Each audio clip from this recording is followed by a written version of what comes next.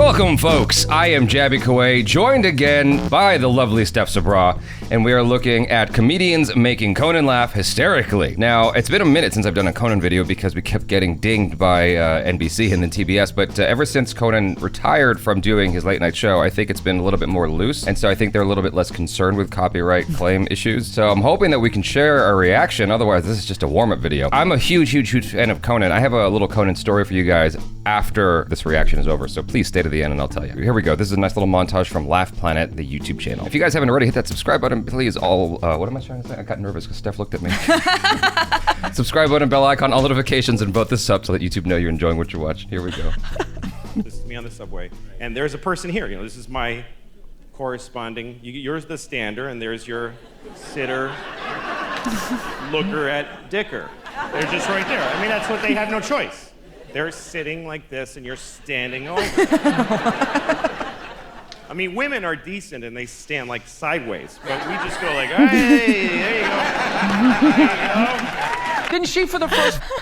Is that what you've experienced on the subway? I haven't ridden the subway that much, but yes. Yeah? Yeah, well, I feel like all male positioning is pretty open, like wide leg. Yeah. Yeah, it is. I mean, you do what you can do. It's uncomfortable. It's like you're just trying to find a space where it doesn't feel hot, you know? That's why skirts are actually supposed to be better for male anatomy. I'll start wearing a kilt everywhere I go. Good. Yeah, I'm sure women will find that sexy. That was like the whole reason I brought it up. I wanted you to wear a kilt for the longest time. Well, your birthday's coming up, so. Didn't she for the first 5 years have like midgets who wanted to bang their mailman's boyfriend? And she didn't want to do it. But she stood on the heads of those little people for 5 years until she got, and then she's sitting there apart from this guy like, so how could you know exactly what he's doing. It's the stupidest thing I've ever seen. Title undetermined at this point. Chairman of the board. Oh, all right. Do something with that, you freak.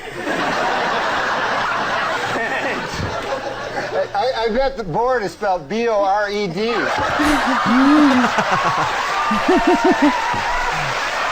Oh, God bless him. He just passed away. Norm. Yeah, I mean, he's always got the good zingers. He's always got the dopest zingers. They'll just come out of nowhere. I mean, you know your voice is important, but you don't know how important it is until you lose it because you can't really communicate, and everything comes off rude. Like, you just look rude. Like when you're talking to people.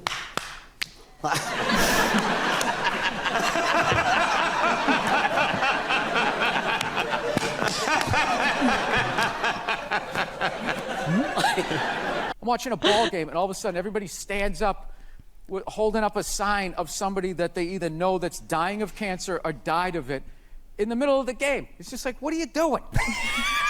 I'm trying to watch a game here. Oh. No, there's a time and a place. Look, I know somebody that has died of cancer. I would never go to the movies with you and in the middle of it hit pause and be like, oh, by the way, Conan, I know this guy.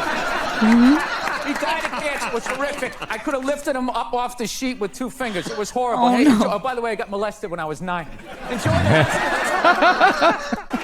I love Bill Burr. He's my favorite comedian of all time. No way. Yeah, to me, he's the top of the pyramid. Like He is top, but Yeah. not my favorite, but respectable choice. Yeah, like he's, for the longest time, ever since I learned about him, like I learned about him right before it all kind of blew up and everyone knew who Bill Burr was. And I was telling everyone in my circle, you gotta watch this guy, he's amazing. And then suddenly everyone knew who he was. He got a Netflix special and everything like that. Are you from Boston? No.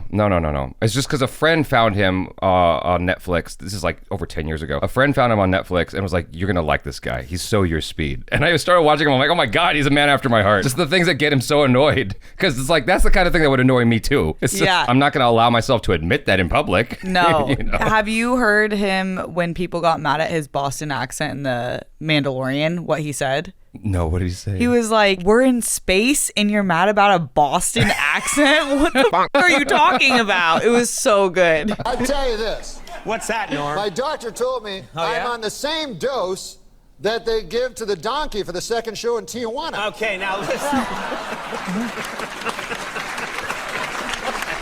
For the second show, you know? Why do I continue to have you on? Worried about this environmental stuff. You really are worried about it. I am and I'm not. I just also feel like, it'd probably be a good thing if most of us died. You know what I mean? It would be. It's so Have you cold. ever thought like idiot at the end of a sentence, but you don't say it? Like it's right over there. I didn't have to do that. It's right over there. Idiot. What are you talking about? Like, I'll go on my. Did you ever feel that? Probably. I feel like you low-key feel that all the time. And you just don't say anything. No, you're just I don't very have a nice. superiority complex, but yes, sometimes people are dumb. Do you? All the time. Because people always call me up asking for help with stuff because I'm like, I spend a lot of time understanding tech gear, computers, all that stuff. And I've been responsible because I've been, I've been a responsible kid, you know? So when as soon as I was like 18 years old, 21 years old, I was very responsible in every way that I could be, like as a grown up. And so people look to me and they're like, hey, and asking me all kinds of questions. And I'll say the same kind of advice over and over and over again. Oh, and they just don't hear me. And I'm like, write down what I'm telling you. You're not listening. You're not, You're not listening. You know? Computer and I'll like Google an image that I don't want to see. So then I see a whole wall of it. Yeah. You know, like big dicks with nails in them. Why would you do that? Sir, you're gonna have to leave the library. I was on tour. I brought this leather jacket, and it had a peace sign on the back of it. It was like a rhinestone peace sign. And I said, you know what I'm gonna do at the end of my show? I'm gonna turn around, show the back of my jacket, and put up a peace sign. The crowd gonna go off. I did it. Nobody said nothing. One person was like, what's that on his back? I was like, that's what I'm doing. We had all these waffles, eggs, bacon, this whole layout. My brother was looking at half-eaten cube steaks. So he looked at my mom, he goes, Mom, can I have a waffle? She goes, no, that is your breakfast. And he goes, oh, Mom, I hate you. And my dad, without looking up, took a full glass of milk and threw it in his face. Swear to God. What he's talking about there is just the bad parenting skills of today's parents. Like the way too nice attitude that parents have towards their kids. Growing up, I got smacked. I would not talk back to my mom. If I did, I knew what was good. I would run. If I was going to say something, I'd be like, I don't know. And I'd bail. Get out of there. Same. You know? The one and only time I was at the worst part of my life, I was like 14 years old, just so angsty and It's all downhill annoying. from there. It's all downhill. And I got so angry at my dad, and I never really talked back because the same thing would happen. Yeah. And I said STFU. I didn't say it out. I just said the acronym, but Yeah. he knew what it meant. And I saw his face and ran for the hills and then locked myself in the bathroom. Did he even know what that meant? Yes. Okay. He was like winding up, and I was like, bye. Yeah. And so like his attitude of his dad, it's like, I don't know if I would do that exactly, but I love it. Because like if I have a kid, because to me it's like my kid has to respect his or her mother. Like you have to. And if you don't, I will throw a glass of milk in your face. Like At least it's not the glass, it's just the liquid. it's just the liquid, but it's just enough to kind of stun you and wake Yeah. you up and go, yo, that's not cool. Yeah. You know? Yeah. Help you in any way. Yeah, look, it just anything makes it look just a little bit like more medical. Right, look at this, right? This is right. So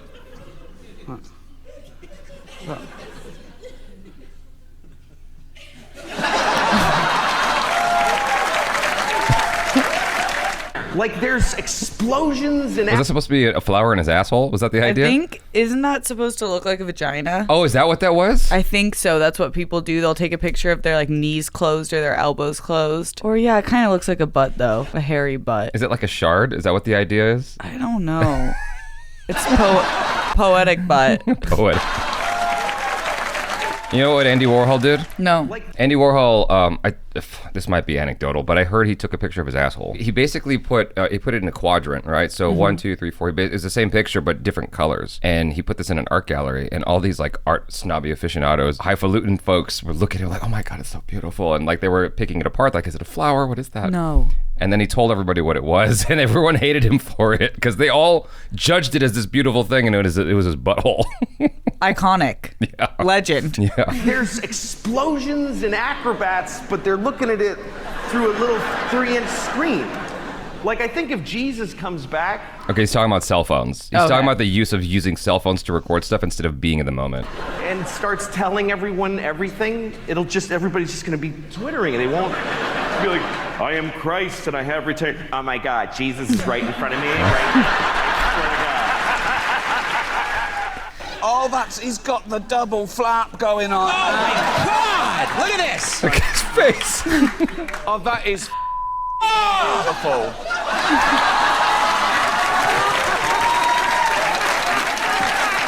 What does that look like to you? I think it's a butt. That looks like a butt to you? Yeah, because you know the double fold, I think, is when it's like your thigh right under. Oh, gotcha. You changed our show. All right. It's like 9.5 weeks, but Carrot Top. we were doing. Wow! I gotta check out that movie. Is it called 9.5 Seconds? Like he's premature ejaculator. We got it. You know, It's like in case you didn't get the joke. Norm always did that. Yeah. He always explained the joke and it made it funnier. Yeah. With another one, and she booed me, like for real. Your daughter booed you? She gave me 3 kid-like boos, like boo, boo. And even though she's a kid, I got mad. Like, I swear to you, I know exactly what you're talking about. I got mad. Like she was sitting in her little chair, and like the legs aren't sturdy, so I kicked one of the legs, and she fell. you know how I would do it? What? I would randomly sink cruise ships. What? Why would you randomly sink cruise ship? Because you get like 2,500 to 3,000 people a whack, right? And I think it's a good mix of people to get rid of. If you like that joke, he talks about that in his stand-up special. I forgot which one that was. It might have been the... Oh, God, which one was that? It's where he's wearing like that Texas kind of looking jacket with the stars and stuff like that, where he looks like he looks like a cowboy. I think that's the one where he did that joke. Oh. Yeah, like he was basically, you know, when he goes on the late night shows, sometimes he's just testing material. I have noticed that like women can be friends with each other, but you can't force them to hang out with each other. Like you couldn't do a heist with women. Does that make sense?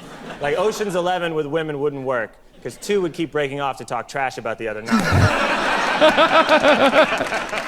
And then they did it.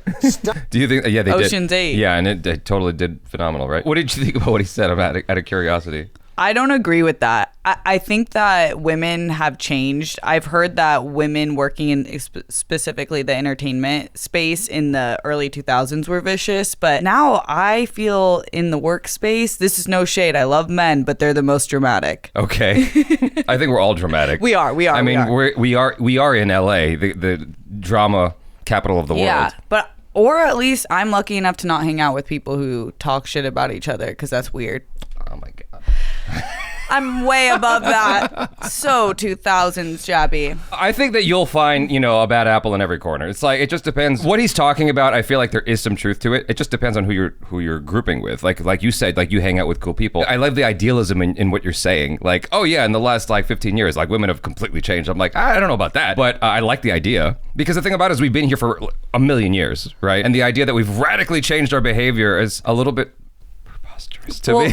Okay, let me explain some of my thinking. There was an awakening because a lot of the way we behave, men and women, and anyone included, is a result of the patriarchy and how we're supposed to act. So I think a lot of women were indoctrinated to think other women were our competition as opposed to friends. Okay. And then if you do learn that that's an idea that's been implanted in you, then I think you can fight it. But I agree that if you didn't even learn that, then how would you change your behavior? Yeah. So there's probably still a lot of scorpion women around. Yeah.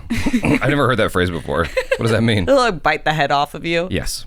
Yes. I mean, this is a whole topic. Jaby's like, yes, I know a lot. No, this is a whole topic that we could talk about for like at least an hour or more. And so I won't bog down the podcast with it. I mean, the video with it. I was thinking podcast. Like I would do a podcast talking about this weekly because like talking about gender and relationships and stuff like that and those experiences. I love talking about that stuff. It's one of my favorite topics. So I won't deep dive. Good to know. Yeah, exactly. It's stunning how Jay Leno outfoxed you again. Yeah, he's good. I know. You think, like, everybody's like, oh, I'm Jay Leno. They do the voice and everything. Meanwhile, he's the shrewdest guy. He outfoxed. You're in good company. He outfoxed Johnny Carson. David Letterman. Every 10 years, some redheaded rube shows up. So that's the phone call you got. Yeah. Your agent's like, there's good news and bad news. You are doing the Tonight Show. It's true. Mm-hmm. But remember that discussion where you said, I'll never have to follow Leno again?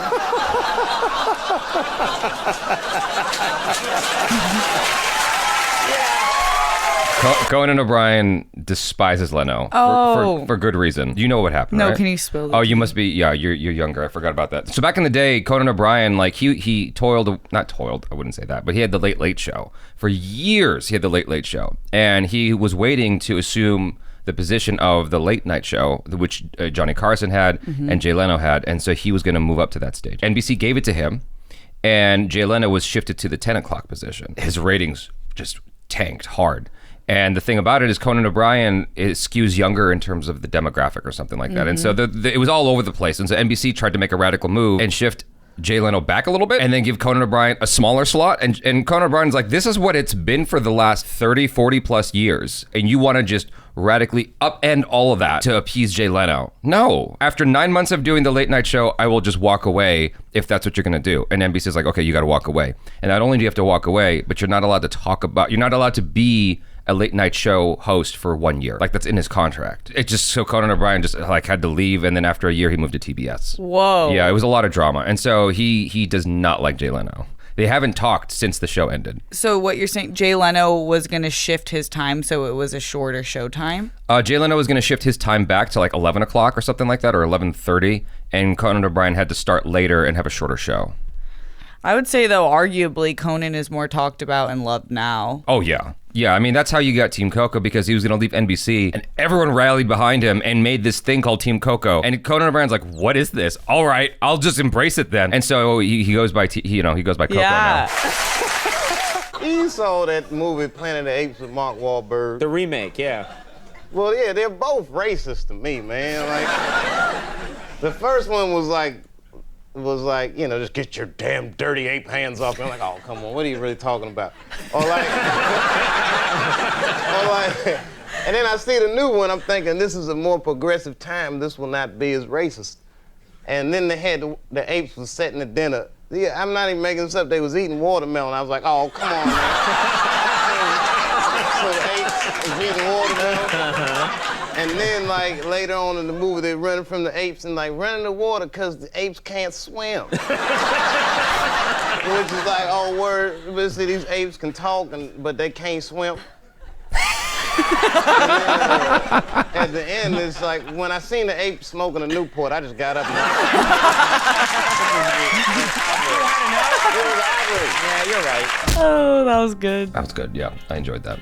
All right, my Conan story. I was telling you how Conan left NBC after 9 months. And so he had this documentary he put out called Conan O'Brien Can't Be Stopped. It was something like that, documenting his journey of 1 year while he was taking time off. I was, obviously being a big Conan fan, wanted to go see it. It was playing at a UCLA Independent Theater, and I went. I wanted to go on a Saturday, but for whatever reason, the time didn't work out, so I went on a Sunday instead. And I get to the ticket booth. For whatever reason, this ticket lady was like, oh my gosh, you should have been here yesterday. I felt the sinking feeling in my stomach.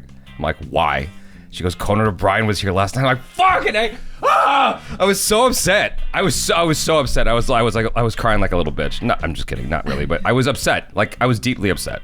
Have you met him yet? No, and I've always wanted to. I learned a lot watching that documentary about him and just about personality. Like, I watched that before, like, traveling to India and stuff like that, and before my channel blew up, I watched that documentary. So it predates it by like at least 6 years. Or in that documentary, Conan O'Brien has this moment that's very interesting where he goes, it's after a show, these people come in, Conan O'Brien's exhausted. They come in, they're like, oh my God, Conan, I came from so far away, blah, blah, blah. And he's taking pictures, and he's all happy with them. They leave, and he turns to his people, who's like, you're supposed to protect me from them. When they come in the room, I have to be the nice guy. They came from who knows, this is their only experience with meeting me. I have to be on when they come in the room. You're supposed to be my guardian from that. And I learned a lot in that moment, because like even in his most exhausted moment, he was still Conan. And I remember being in Thailand, and I was mad as hell about something Achara did. I forgot what it was, and I was eating by myself. And this person says, Jaby, Koay? And I just like smiled, and I was immediately on, because I'm like, I have to be. This is the only time this person will ever meet me. Not that I'm Conan, but you know what I mean? Yeah. And so that's a lesson I took from that video. I recommend everyone watches it if you can. I think it's on Netflix. No, it is. I think about that all the time, especially with celebrities or people who are going up to them. I think the ones that get a bad rep, not all the time, but often, I feel like they might might have gotten caught on a bad moment. Yeah. No one can be perfect. That's what makes Conan so special. Yeah, that just comes with being in the spotlight. You hit the nail right on the head. A lot of celebrities get caught in a bad moment. It's like, that's the thing though. It's like anytime you step outside, you don't have bad days. Mm-hmm. That's part of the gig, unfortunately. Like, you get millions of dollars, you get all the agenda that you're interested in thrown at you. You know, I was going to use a derogatory word. And so it's like that just comes with the territory, unfortunately. But like Conan O'Brien really appreciates his position. He appreciates his fan base. And so he respects them. Yeah. And that's my thing, is trying my best to be respectful. So anyway, this was fun. Hopefully you guys enjoyed that. Make sure to hit that subscribe button. Follow STEPH SABRAW on the social media. Subscribe if you haven't already. Hit that bell icon, all notifications, and vote this up. I am Jaby Koay. This is STEPH SABRAW. Peace out.